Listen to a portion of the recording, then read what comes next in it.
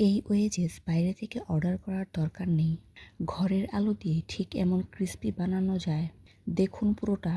আজকে বানাচ্ছি একদম সহজ পটেটো ওয়েজেস।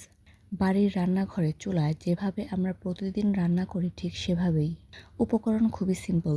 আলু, ময়দা, কর্নফ্লাওয়ার, লাল মরিচ গুঁড়ো, লবণ, ১ চিমটি বেকিং সোডা, পানি, ভাজার জন্য তেল আর পরিবেশনের জন্য মেয়োনিজ।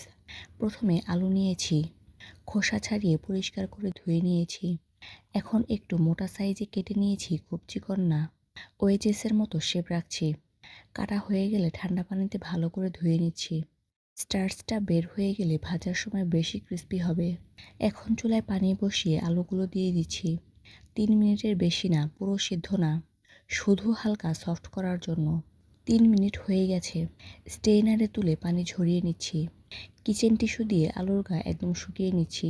পানি থাকলে কোটিং ঠিক হবে না। এখন ব্যাটার বানাচ্ছি।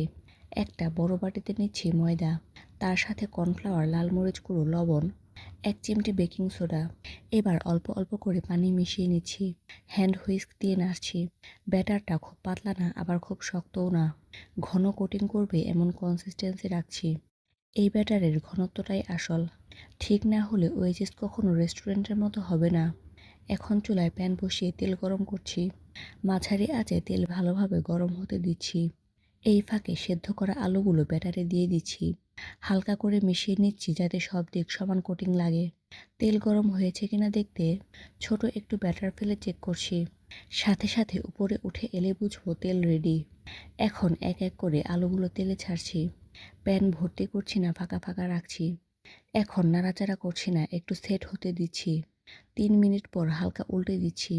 মাঝারি আঁচে ৬ থেকে ৭ মিনিট ভাজছি। কালার গোল্ডেন হচ্ছে কিনা দেখছি। বাইরে সুন্দর ক্রিস্পি কোটিং তৈরি হচ্ছে। এখন তুলে নিচ্ছি, টিস্যুর উপরে রাখছি অতিরিক্ত তেল ঝরে যাওয়ার জন্য। এভাবে সবগুলো ভেজে নিচ্ছি। সব ভাজা হয়ে গেলে সার্ভিং প্লেটে সাজিয়ে নিচ্ছি। পাশে রাখছি মেয়োনিজ।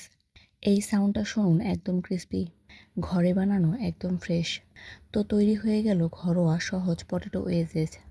কম উপকরণ, পরিষ্কার প্রসেস, বাড়ির রান্নাঘরেই বানানো। গরম গরম থাকতেই পরিবেশন করুন।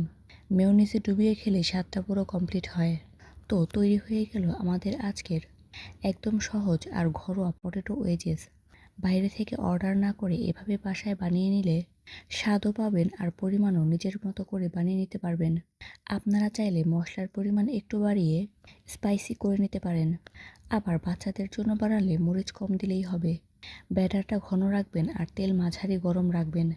এই দুইটা বিষয় মাথায় রাখলে ওয়েজেস সুন্দর হবে। তো এই ছিল আজকের একদম সহজ পটেটো ওয়েজেস। ঘরের আলু, সাধারণ উপকরণ, কিন্তু ঠিকভাবে করলে স্বাদ একদম অন্য লেভেলের হয়।